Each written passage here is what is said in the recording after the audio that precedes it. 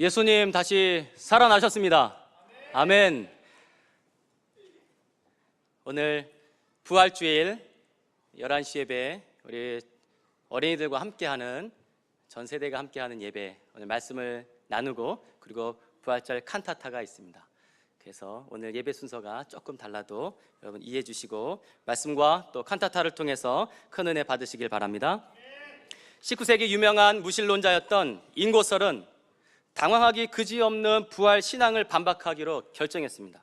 그래서 그는 당시 덕막과 학식이 높았던 루 윌리스라는 사람을 찾아가죠. 그래서 자기를 대신해서 글을 써달라고 부탁합니다. 루 윌리스는 흔쾌히 수락을 하고 글을 쓰기 시작합니다.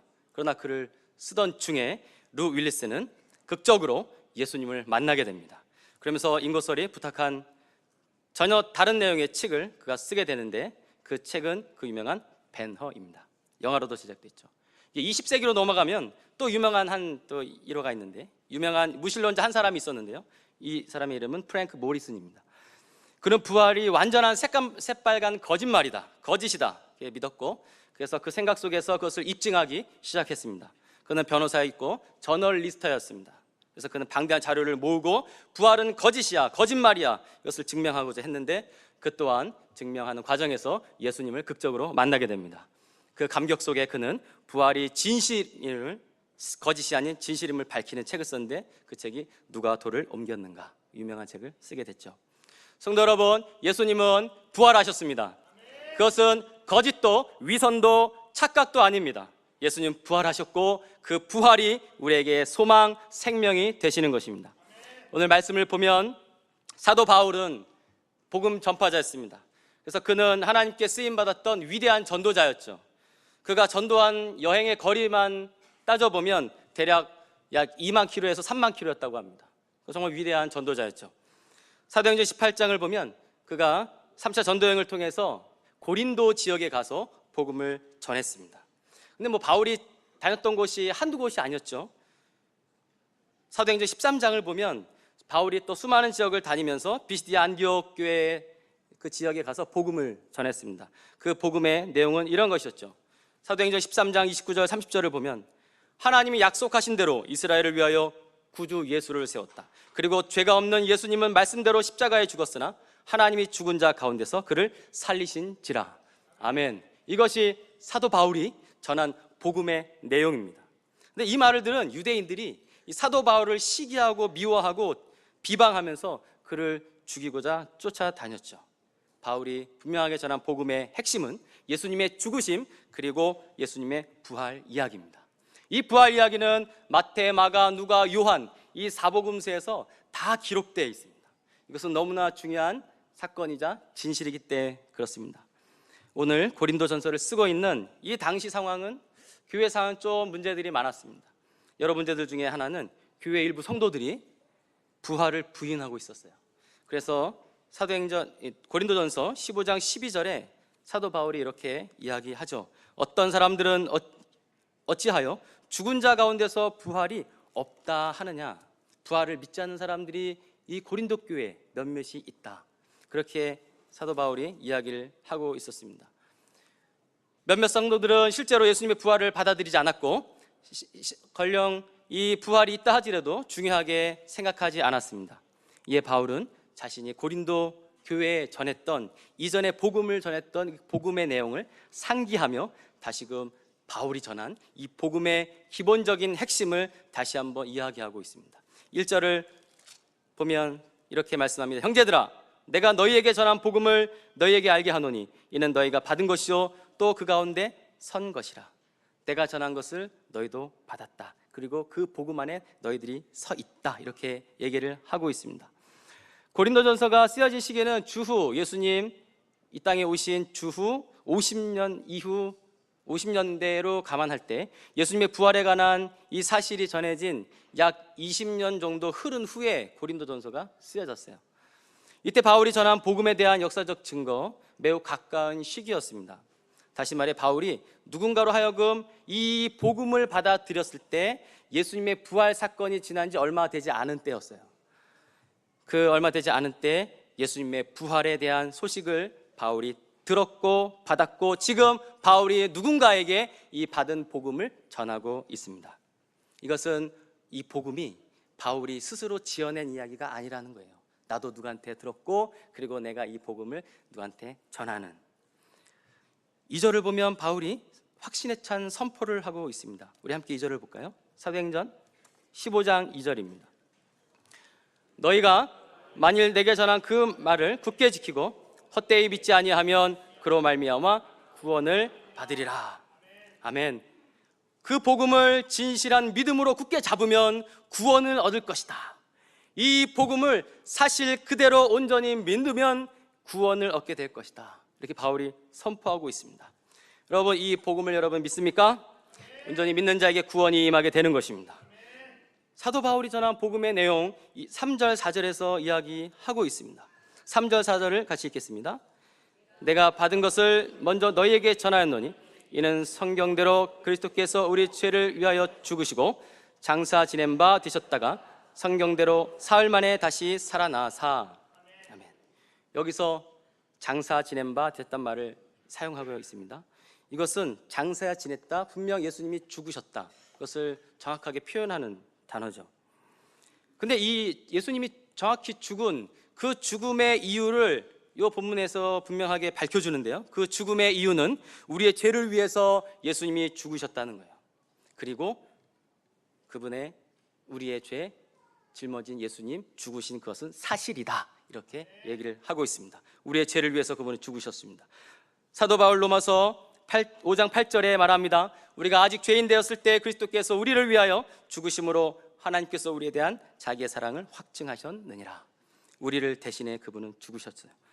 우리를 향한 하나님의 사랑의 방식은 우리를 위해 사랑하는 독생자 예수님 십자가에 내어 주셨던 것입니다.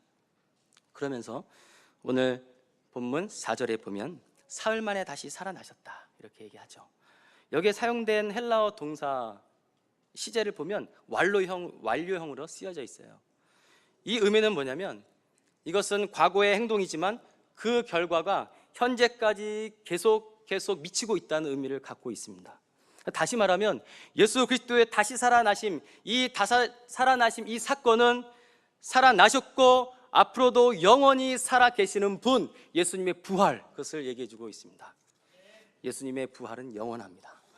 사흘 만에 살아나셨다는 사실, 부활, 예수님의 부활 역사적 증거 보여주고 있습니다.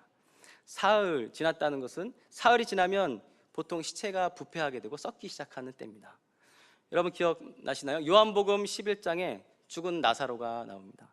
이 나사로의 이야기를 하면서 성경에 나사로가 사흘 동안 죽었다 이렇게 얘기를 합니다. 의도적으로 사흘 후에, 죽은 지 사흘 후에 예수님이 찾아가게 되죠. 이 시간의 흐름을 나타내는 단어는 이미 나사로가 분명하게 죽었다는 것, 이미 사흘부터 시체 썩은 부패한 냄새가 나기 때문에 나흘이면 완전히 죽은 것이죠. 그런 나사로를 예수님이 살리셨습니다. 나사로 분명히 죽은 것이죠. 예수님은 죽음에서 다시 살아나심, 예수님의 부활이 더욱 놀라운 것은 나사로를 살리신 사건도 놀랍지만 예수님의 이 부활은 살아난 나사로, 그 나사로는 영원히 살 수가 없었습니다.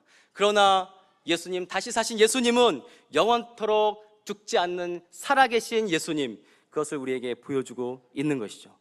부활하신 예수님 지금도 살아계십니다. 그렇습니다. 우리 죄로 인해 우리가 죽어야 했던 십자가, 예수님 대신 죽으셨고 사흘 만에 놀랍게도 다시 살아나셨습니다. 이것은 대속의 은혜요 부활의 권능입니다. 그렇기 때문에 이 사실이 우리에게 복음이요 기쁜 소식입니다.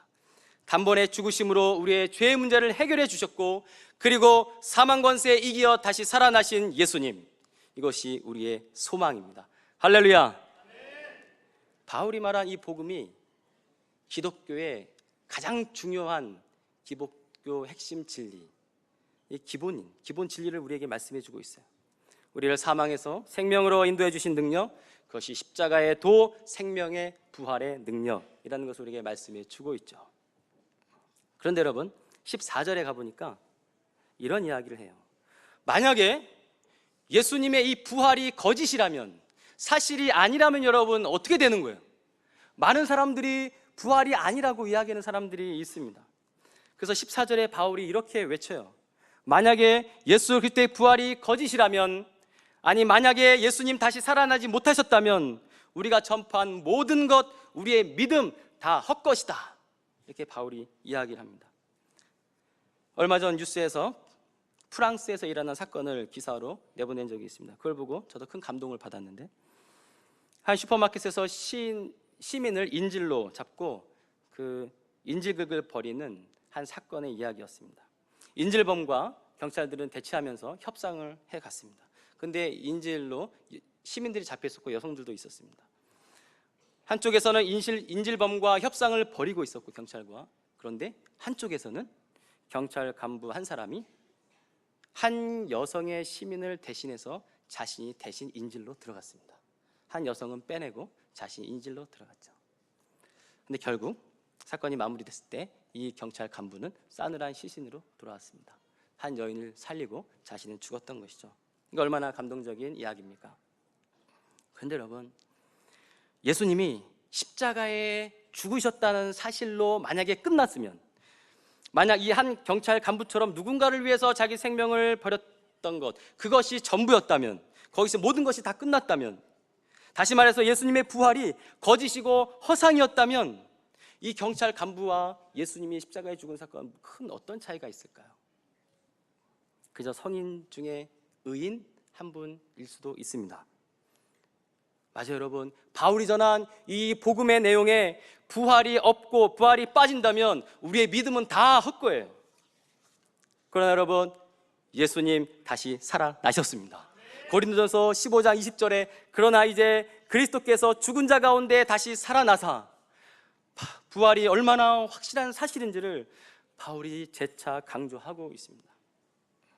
그래서 바울은 5절에서 8절까지 말씀을 보니까 부활의 객관적인 증거들을 보여주고 있어요.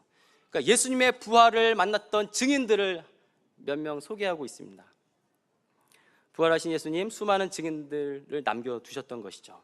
첫 번째는 게바, 베드로예요. 두 번째는 12제자요. 세 번째는 500여 형제들. 네 번째 야고보요. 그 후에 모든 사도들, 그리고 마지막 사도 바울 자신에게 부활하신 예수님 나타나셨고 내가 보았다. 여기서 보이시다는 말은 실제로 나타났다는 의미를 갖고 있는 이 단어예요. 사도 바울이 부활하신 예수님을 만나기 전에 이미 수많은 사람들이 살아나신 예수님을 만났다. 그리고 나도 그를 보았다. 그렇게 바울이 고백하고 있습니다. 이것은 예수님의 부활은 부인할 수 없는 사실인 것을 우리에게 말씀해 주고 있죠. 그리고 나서 사도 바울이 마지막 자신의 이야기를 오늘 본문에서 얘기해 주고 있어요. 8절 한번 같이 읽어볼까요? 8절입니다. 15장 8절 읽겠습니다. 맨 나중에 만삭되지 못하여 맨 나중에 만삭되지 못한 나에게도 예수님 보이셨다. 나타나셨다. 맨 마중에 만삭되지 못한 자, 자신을 너무 비하하는 표현 같지만 또 자신이 얼마나 하찮은 존재인지를 바울이 얘기를 하고 있어요. 당시 실제로 사도 바울을 반대하고 비방했던 자들이 사도 바울을 별명처럼 부르고 다녔던 것이 뭐 이런 표현이었어요. 넌 기영아야, 모자란 아이야, 생기다만 아이야, 막 욕설을 퍼붓고, 그러면서 사도 바울이 얼마나 연약하고 비천한 자인지를 공격했어요. 또한 실제로 사도 바울이 당시에 예수님을 믿기 전에 예수님을 핍박하고 공격하였던 자가 바로 사도 바울이었습니다. 그래서 9절에 사도 바울은 사도 중에 가장 작은 자, 이렇게 자신을 이야기하고 있어요. 그런데 지금 사도 바울, 지금의 자신의 모습을 볼 때 복음 안에 있는 자요, 그리고 예수님을 전하는 사도로 살고 있는 내가 나된 것은 하나님의 은혜다. 이렇게 사도 바울이 고백합니다. 복음, 즉 우리 죄를 위해서 죽으시고 다시 살아나신 부활의 주님은 비천하고 이렇게 보잘것없고 수많은 사람들에게 비아냥을 거려야 되는 이 이야기를 듣고 손가락질 당하는 자신, 더더군다나 예수님을 믿는 자들을 핍박하고 폭행했던 자신, 그런 자신도 하나님이 사랑해 주시고 십자가에 나를 위해서 돌아가시고 구원해 주시고 부활의 능력으로 나와 함께 하시는 하나님, 그래서 그 하나님이 사도 바울을 복음 전도자의 삶, 하나님의 일꾼으로 삼아주신 것, 그것이 전적인 하나님의 은혜다, 이렇게 바울이 고백합니다. 우리 10절 같이 읽어보겠습니다. 10절입니다. 그러나 내가 나 된 것은 하나님의 은혜로 된 것이니 내게 주신 그의 은혜가 헛되지 아니하여 내가 모든 사도보다 더 많이 수고하였으나 내가 한 것이 아니요 오직 나와 함께 하신 하나님의 은혜라. 아멘. 내가 나 된 것은 오직 하나님의 은혜다. 이런 나를 하나님 사랑해 주시고, 그리고 사랑해 주시고 하나님 나라 확장의 복음 일꾼으로 나를 삼아 주신 거, 전적인 하나님의 은혜다. 저의 태어난 본적 주소지를 말씀드립니다. 제가 태어난 곳입니다. 경기도 파주군 금촌읍 금촌리 산 7번지. 저는 산에서 태어났습니다. 정말 인적도 없고 집도 별로 없는 산속에서 태어난, 어느 누구도 관심도 없고 그렇게 살았던 비천한 자, 그런 자를, 참 죽을 수밖에 없는 저를 사랑해 주시고 십자가에 저를 위해서 대신 죽으시고, 그것도 모자라서 저를 복음 전도자로 세우신 것, 전적인 하나님의 은혜입니다. 여러분, 우리의 소망이 뭘까요? 세상의 권세, 세상의 부, 그것이 우리의 소망일까요? 나를 위해 십자가에 죽으시고 그 죽으심을 이기신 부활의 주님이 우리의 소망이 아닐까요? 부활하신 주님은 먼지맛도 못한 우리를 외면치 아니하시고 찾아와 주시고 일으켜 주시고 하나님의 영광스러운 일꾼으로 삼아 주신 것, 여러분, 이것을 어떻게 우리가 이 은혜를 감사로 표현할 수 있을까요? 이것은 우리에게 기쁨이자 감격입니다. 여러분, 하나님의 은혜, 하나님의 은혜의 근본은 우리 죄를 위해서 예수 그리스도의 십자가의 죽으심, 부활의 권능에 있습니다. 십자가 사랑, 부활의 산 소망으로 우리와 함께 하신다는 이 사실, 이것이 하나님의 은혜인 것이죠. 바울이 지금 그것을 고백하고 있어요. 이 고백이 저와 여러분이 되시기를 소망합니다. 어제 우리 담임 목사님, 김창환 목사님 문자 받으신 분 있죠? 저도 받았습니다. 제가 제일 먼저 받았는데요, 이렇게 문자를 오셨습니다. 짧은 거리에 있는데도 보고 싶은 성도들을 뵙지 못한 것을 사랑으로 덮어주시길 바랍니다. 저는 스스로 영적 기쁨에서 지내며 병원교회에서 부활하신 예수님을 바라봅니다. 사랑하는 성도들, 성도님들, 예수님 부활하셨습니다. 오직 예수님만 믿고 바라봅시다. 하나님의 은혜, 사랑, 성도들의 기도와 섬김에 힘입어 속히 치유와 회복하여 성령의 그 말씀대로 부활하신 예수님 사랑으로 전하겠습니다. 모두 보고 싶습니다. 사랑합니다. 이렇게 전하셨습니다. 병중에서도 예수님의 부활을 붙들고 소망 가운데 있는 우리 목사님, 오직 하나님의 은혜, 그것을 이야기해 주고 있어요. 우리 목사님 좋아하시던 찬양이 있습니다. 여러분 다 아시죠? 나를 지으신 이가 하나님. 같이 읽어볼까요? 나를 지으신 이가 하나님, 나를 부르신 이가 하나님, 나를 보내신 이도 하나님, 나의 나 된 것은 다 하나님의 은혜라. 나의 달려갈 길 다가도록, 나의 마지막 호흡 다하도록 나로 그 십자가 품게 하심. 나의 나 된 것은 다 하나님의 은혜라. 한량 없는 은혜, 갚을 길 없는 은혜, 내 삶을 애워싸는 하나님의 은혜. 아멘. 사랑하는 성도 여러분, 예수님 부활하셨습니다. 세상의 그 어떤 힘도, 권세도, 잘남도 감당할 수 없는 이 사망의 권세, 그 사망의 권세를 깨뜨리시고 예수님 부활하셨습니다. 그것은 능력입니다. 그러기에 어떤 아픔이 찾아와도, 어떤 고난이 있어도 예수 그리스도의 부활은 우리의 힘이요 우리의 소망이 되는 것입니다. 오늘 그 부활하신 주님을 찬양합시다. 그리고 평생, 부활절만이 아니 평생토록 주님을 노래하고 나의 힘으로 삼고 나를 위해서 죽으시고 그 죽음을 이기신 부활의 권능을 노래하는 것, 그것이 우리의 소망. 이 소망은 우리를 하나님 나라 천국 복음 전파로 대한 강력한 열망으로 우리를 이끌어 가십니다. 바울의 놀라운 고백을 들어보십시오. 죽은 자의 부활을 전하면서 고린도전서 15장 30절 31절 이렇게 말합니다. 우리가 무엇 때문에 시시각각으로 위험을 무릅습니까? 형제자매 여러분, 나는 감히 단언합니다. 나는 날마다 죽습니다. 이것은 우리 주 예수 그리스도께서 여러분에게 하신 그 일로 내가 여러분을 자랑스럽게 여기는 것만큼이나 확실한 것입니다. 하나님의 은혜에 대한 우리의 답변은 뭘까요? 그것은 하나님 나라를 향한, 하나님 나라를 위해 우리의 전 존재를 하나님 앞에 드리는 헌신입니다. 진정한 헌신은 이 하나님의 은혜를 경험한 자에게서 나오는 것이에요. 누가 시켜서 나오는 헌신이 아닙니다. 나를 위해서 죽으시고 그 죽음의 권세를 깨뜨리신 부활의 능력을 경험한 하나님의 은혜를 누리며 살아가는 자들은 헌신하게 돼 있어요. 내 삶을 주님 앞에 드리는 것이죠. 이게 부활의 능력이에요. 고린도전후서 5장 15절, 사도 바울의 인생 후반부를 달려가면서 그는 고백해요. 그가 모든 사람을 대신하여 죽으심은 살아있는 자로 하여금 다시는 그들 자신을 위하여 살지 않고 오직 그들을 대신하여 죽었다 다시 살아나신 이를 위하여 살게 하려 함이라. 오직 예수 그리스도를 위해서 살아가는 삶, 그것이 저와 여러분의 삶, 성도의 삶입니다. 오직 예수를 위해서 삽시다. 그분의 영광을 위해서 삽시다. 그것이 이 부활의 권능으로 살아가는 성도의 삶인 것입니다. 세상의 많은 지식, 전통은 시간이 지나면 다 없어지고 변해지고 퇴색돼요. 그러나 거짓이 아닌 참 진리 되신 예수님의 부활은 우리 모두의 영원한 소망입니다. 우리 다 같이 이 부활의 소망을 온 세상에 선포합시다. 예수 부활하셨다. 예수 다시 사셨다. 그분은 나의 능력이다. 나의 소망이다. 이렇게 전파하는 우리 모두가 되시기를 소망합니다. 기도합니다.